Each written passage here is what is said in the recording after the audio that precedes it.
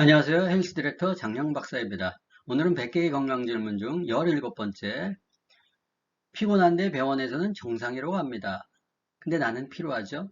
만성 피로의 진짜 원인에 대해서 설명해 보도록 하겠습니다. 나는 병이 없는데 왜 이렇게 몸이 찌뿌둥하지? 컨디션이 안 좋지? 이런 경험 여러분들 있으시죠?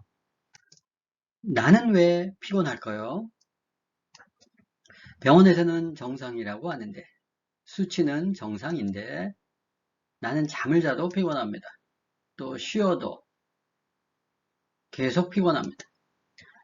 또 좋은 영양제를 먹어도 그대로입니다. 물론 좋은 영양제의 기준이 사람마다 다 틀릴 수 있지만요. 또 그런데 정말 정상일까요? 나는 피곤한데 병원에서는 정상이라고 합니다. 근데 그게 정말 정상일까요? 만성 피로의 진짜 원인은 무엇일까요?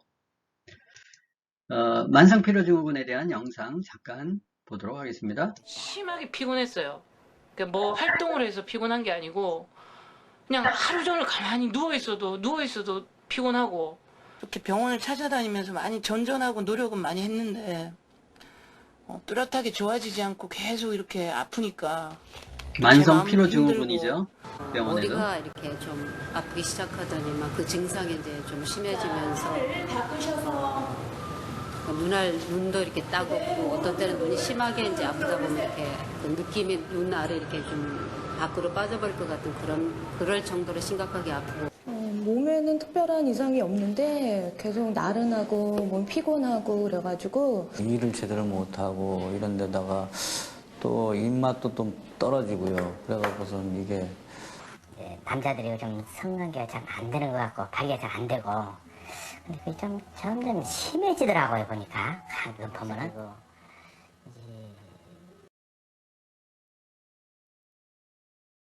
자, 이런 것들이 만성피로 증후군인데요. 생로병사의 비밀에서 잠깐 따온 겁니다.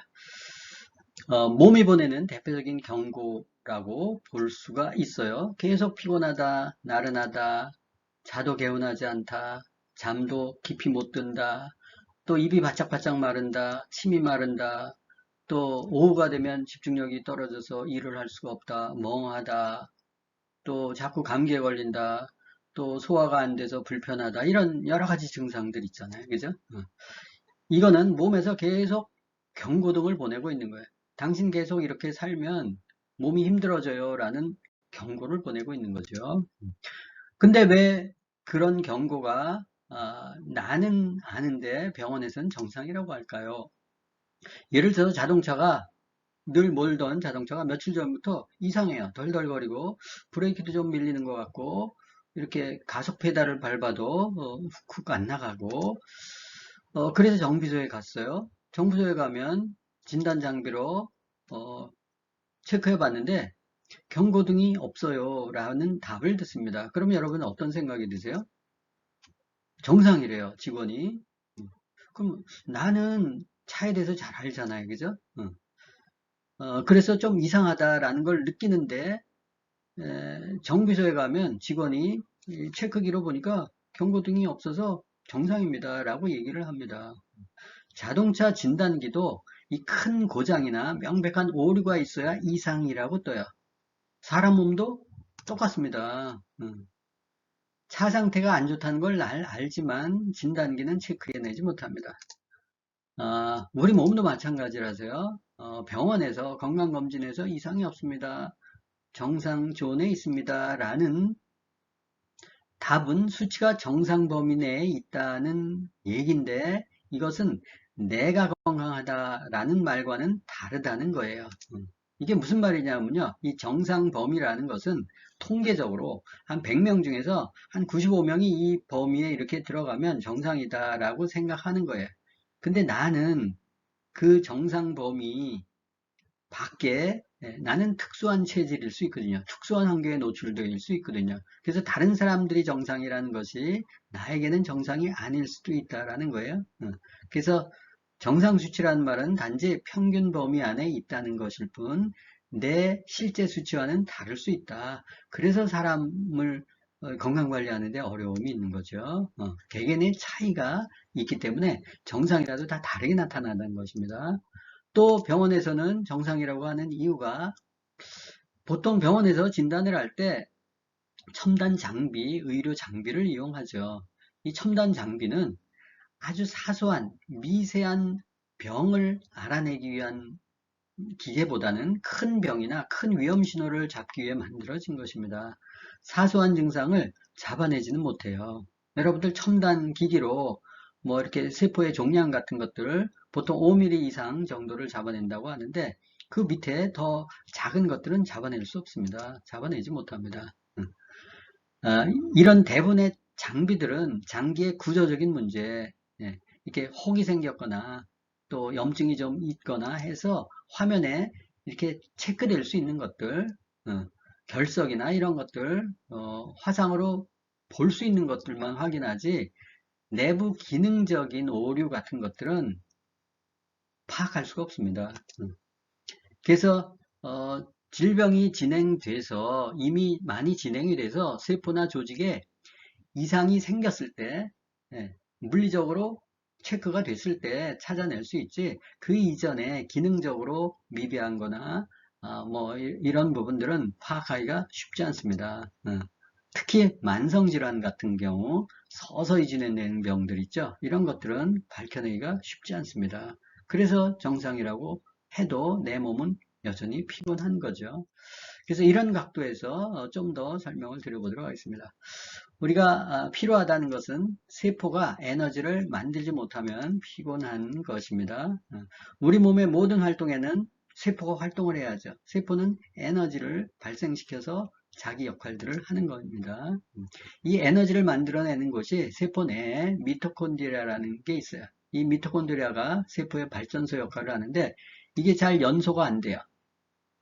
이게 연소돼서 힘을 내주면 세포가 힘이 나고 세포가 일을 하면서 몸이 활력이 생기는 거죠.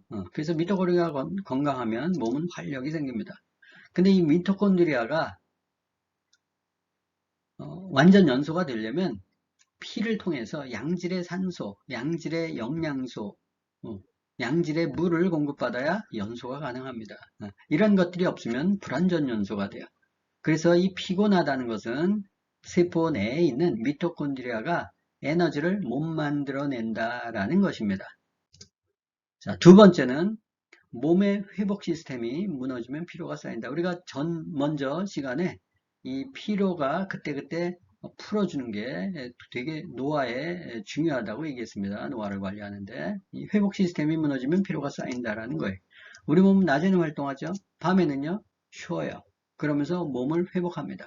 물론 거꾸로 활동하는 사람들이 있습니다. 그러면 건강에 적신호가 되겠죠. 근데 밤에 잠을 안 자요. 늦게 자요.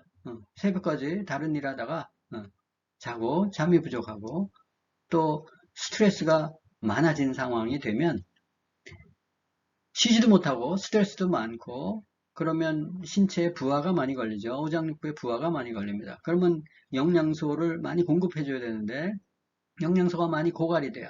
근데 채워지진 않습니다. 그럼 회복 시스템이 고장날 수밖에 없어요.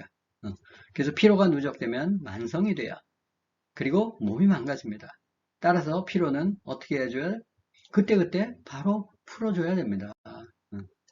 풀어주지 않으면 만성 피로로 누적이 돼서 몸이 점점 더 망가지게 되죠. 이런 경우 있으시잖아요. 나는 병이 없는데 왜 컨디션이 안 좋지? 처음 화면에 보여드렸습니다. 근데 그게 뭐라고요? 병이 아니에요. 다만 몸이 점점 나빠져가는 신호라는 것입니다. 이 신호를 알아차려서 내가 몸을 다시 점검해보는 노력들이 필요하죠. 세 번째는 만성 피로는 뭐가 만든다고요? 생활습관이 만든다. 이 생활습관이 무서운 거예요, 사실은. 만성 피로를 회복하는 최상의 방법은요, 약을 먹는 게 아니에요. 수술을 하는 게 아닙니다. 좋은 음식과 부족한 영양소, 음식으로 부족한 영양소들을 보충해서 세포에 에너지를 줄 수 있어야 돼요. 또 잠을 잘 자야 되겠죠. 그래야 척수액도 깨끗해지고 피도 깨끗해지고 간도 회복하고 세포도 손실될 것들을 복구할 수 있습니다. 또 규칙적인 운동 그리고 스트레스를 그때그때 적절히 관리하는 것 이런 것들이 중요하죠. 이러한 생활 습관들이 우리의 세포를 회복시키고 몸에 활력을 주는 것입니다. 오늘의 핵심 정리를 하면, 첫째, 병원 검사 결과보다는 더 중요한 게 내 몸이 보내는 신호예요.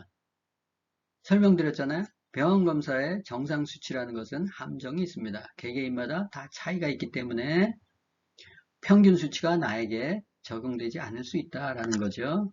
그래서 검사 결과가 정상이라도 여러분들은 그 결과만 신뢰하고 몸을 방치하시면 안 됩니다. 내 몸의 피곤함을 먼저 인지하셔야 되고요. 두 번째는 이 만성 피로는 게으름이 아닌 거예요. 이렇게 피로하다면 저 사람 너무 게을러서 그래 이렇게 생각할 수 있는데, 이게 아니고 몸이 보내는 마지막 경고라는 거예요. 지금 알아차리지 않으면 몸이 점점 더 나빠집니다. 오장육부가 망가져서 병이 점점 더 깊어져요. 그러면 회복되기가 힘들겠죠. 돈도 많이 들고 시간도 많이 들고 시행착오도 많이 하게 됩니다. 세 번째, 내 몸의 시스템을 살펴서 바로 잡아주는 것이 중요하다라는 거예요.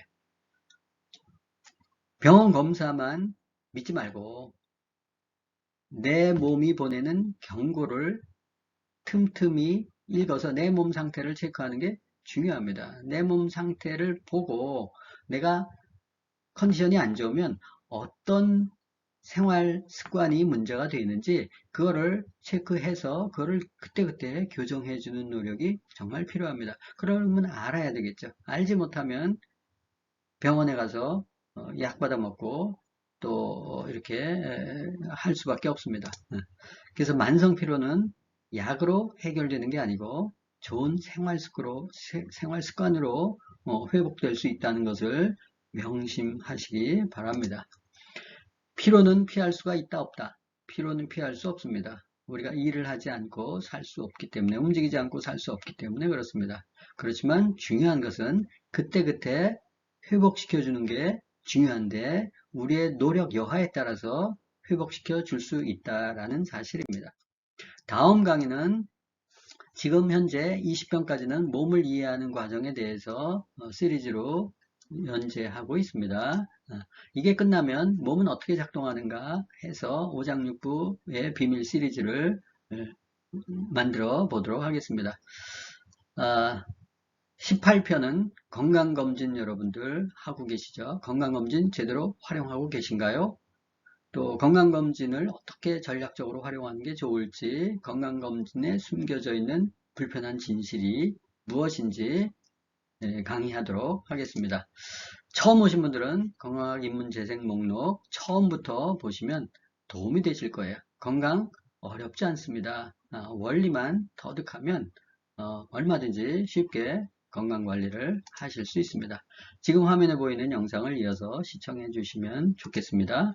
오늘의 건강정보가 도움이 되셨다면 구독과 좋아요, 알림 설정을 응원해 주시면 더 좋은 컨텐츠로 보답하겠습니다. 감사합니다.